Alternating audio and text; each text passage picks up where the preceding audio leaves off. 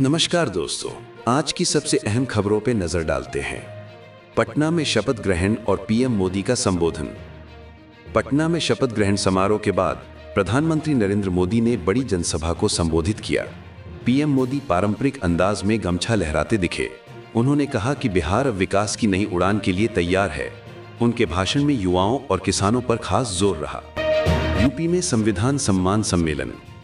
Bharatiya Janata party Uttar Pradesh में संविधान सम्मान सम्मेलन नाम का एक बड़ा अभियान शुरू करने जा रही है। इसमें गांव-गांव जाकर संविधान, नागरिक अधिकार और केंद्र सरकार की योजनाओं की जानकारी दी जाएगी। इसे आने वाले चुनावी माहौल के लिए महत्वपूर्ण माना जा रहा है। नीतीश कुमार ने चौथी बार शपथ ली। नीतीश कुमार ने एक बार फिर बिहार के मुख्यमंत्री पद की शपथ ली। ये उनका कुल 10वां कार्यकाल है। इस कार्यक्रम में कई बड़े राष्ट्रीय नेता मौजूद रहे। इस कदम को एनडीए की मजबूती का संकेत माना जा रहा है। कांग्रेस की मांग, विदेश व्यापार पर चर्चा। संसद सत्र से पहले कांग्रेस और अन्य विपक्षी दलों ने बैठक कर कहा कि भारत के विदेश व्यापार समझौतों पर संसद में खुलकर चर्चा होनी चाहिए। कांग्रेस का कहना है कि इन समझौतों का असर देश की अर्थव्यवस्था, किसान और रोजगार पर पड़ता है। भारत भूटान रेलवे प्रोजेक्ट की पहली बैठक। दिल्ली में भारत भूटान रेल लिंक परियोजना पर पहली उच्च स्तरीय बैठक हुई। 2 प्रस्तावित रेल मार्गों की लागत, सर्वे और पर्यावरणीय प्रभाव पर चर्चा हुई।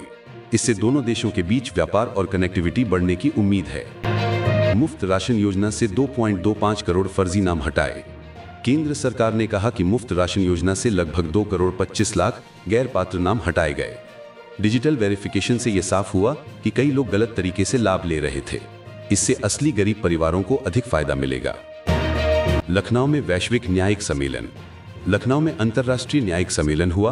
52 देशों के 160 से ज्यादा जज शामिल हुए। लोकसभा अध्यक्ष ओम बिरला ने कहा, भारत न्याय प्रणाली में तकनीक और पारदर्शिता को बढ़ावा दे रहा है। रॉबर्ट वाड्रा के खिलाफ ईडी की चार्जशीट। ईडी ने रॉबर्ट वाड्रा और 11 अन्य के खिलाफ मनी लॉन्ड्रिंग मामले में चार्जशीट दाखिल की है। चार्जशीट में रक्षा डीलर संजय भंडारी से जुड़े लेन देन और संपत्ति सौदों का जिक्र है। सिंगापुर में अश्विनी वैष्णव का संबोधन।